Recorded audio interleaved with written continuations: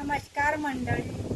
बघा आपले हे त्याचे पावसाळ्याचे ढग वगैरे किती छान सुंदर वातावरण, हवा खूप छान, गावाला खूप छान हवा लागते एकदम. आपल्याला पावसाळ्यात आपल्याला तिखट चमचमीत असं आवडतं.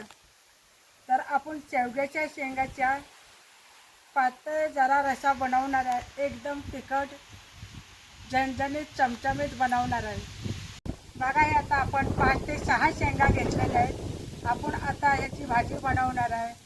बघा आता मी कशी बनवणार आहे तुम्हाला दाखवणार आहे. आता ह्या प्रत्येक शेंगाचे आपण बारीक तुकडं करून घ्यायचे आहेत. आता बघा हे आपण हे थोडे थोडे चाल निघते ते आपण थोडे थोडे काढून घेतले तरी चालते. आपण हे थोडे थोडे काढून घेतलेले. बघा हे असे प्रत्येक शेंगाचे आपण असे तुकडे बनवून काढून घ्यायचे.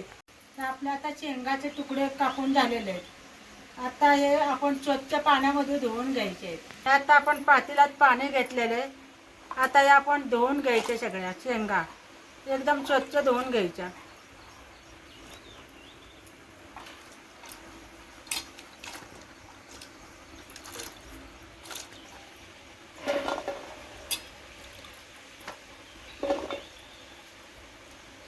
आता आपल्याला ही शेंग शिजवून घ्यायची जरा, आणि भाजी बनवणार नंतर. त्या भाजी बनवताना जास्त नाही शिजवली तरी चालते, आपण आधीच जरा शिजवून घ्यायची.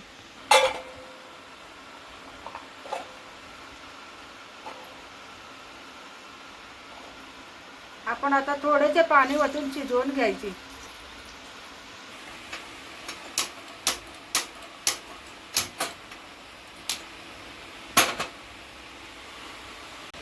ते आपण शेंगामध्ये पाणी जरा ओतून घ्यायचं आणि नंतर थोडंसं मीठ टाकून घ्यायचं.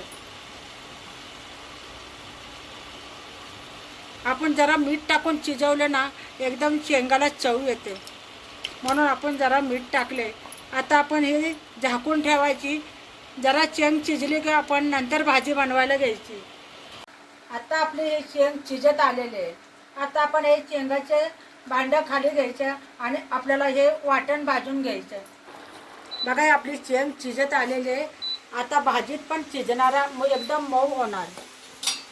हे बघा आता आपण हे खोबऱ्याचा काप घेतलेला आहे भाजीसाठी, आणि कांदा घेतला एक कापून, टमाटा घेतला कापून, आणि लसूण कोथिंबीर आपण हे भाजून घेऊया वाटण.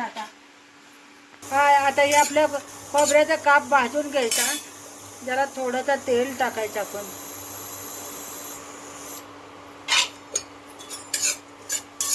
आपण त्याच्यातच कांदा पण टाकला तरी चालेल भाजायला.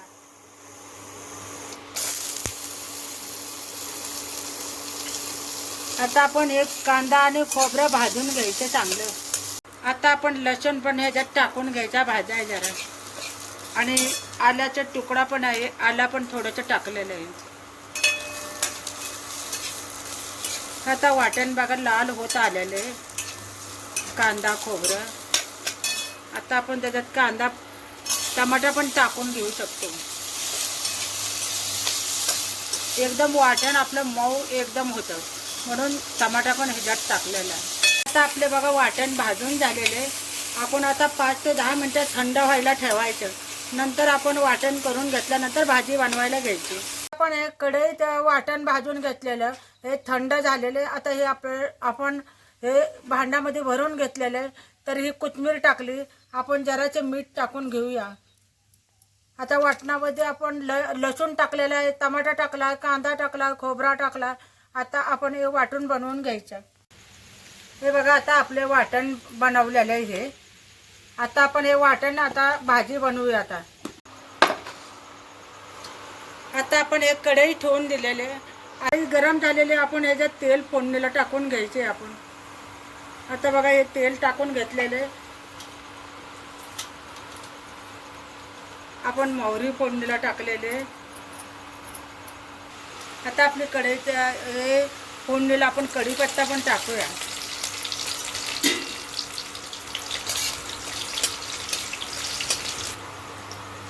हे जिरं पण टाकलेले.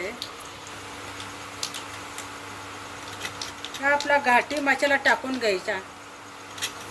हे बघा घाटी मसाला. अरे अरे अरे. आता हे लाल मसाला. आता आपण थोडा गरम मसाला टाकूया. आता हे वाटण आपलं केलेलं आपण ह्याच्यामध्ये टाकून घ्यायचं. हे बघा आता हे रस्सा आपला आता वाटण कसं छान भाजलं गेलंय.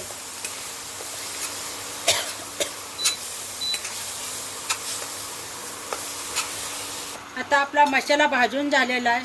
आता आपण हे चेंग शिजवलेले आपण टाकून घ्यायची. आता आपल्याला हे एकत्र करून घ्यायचे. आणि भाजी बघा आता तुम्हाला पुढे दाखवणार आहे किती हॉटेलातल्यासारखी बनवणार आहे. आता हे आपली भाजी बघा मसाला आपला चांगला भाजला गेला आहे. आता आपण गरम पाणी ओतायचे. चांगला मसाला एकदम छान वास यायला लागला. आता आपण ह्याला पाणी ओतूया. गरम पाणी केलेलं आहे आपण. गरम पाणी ओतल्यानंतर चेंगाला भाजीला चांगली चव येते.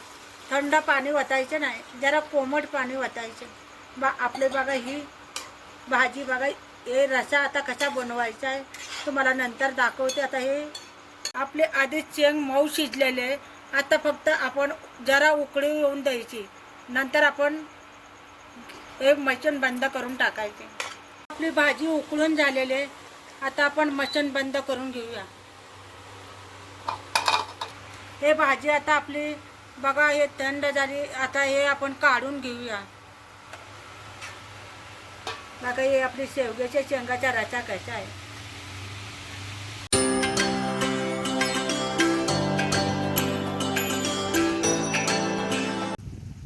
हे बघा शेवग्याच्या शेंगाचा रस्सा किती छान बनवला आहे. हे सोलापूरचा घाटी मसाला एकदम झणझणीत चमचमीत हे रस्सा बनवलेला आहे. तर हा किती सुंदर दिसतो बघा.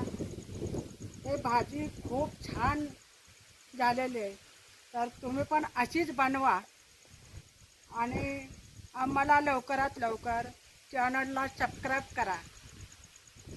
तर मंडळी तुम्ही व्हिडिओच्या खाली हे जे पांढरे बटन बघत आहात इंग्रजीमध्ये सबस्क्राईब आणि मराठीमध्ये सदस्यत्व घ्या हे बटन दाबा. मग तुम्ही आमच्या चॅनलचे सदस्य होईल आणि आमचे नवनवीन व्हिडिओ तुम्हाला सर्वांच्या आधी बघायला भेटतील. धन्यवाद.